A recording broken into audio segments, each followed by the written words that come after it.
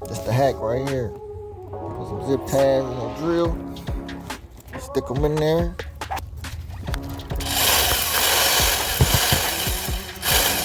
Go. You close it by turning the crankshaft. You know what I'm saying? That's it. I use some of this. Blow off duster.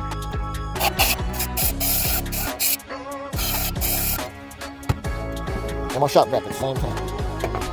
Oh, it's a motherfucking brake cleaner. You good.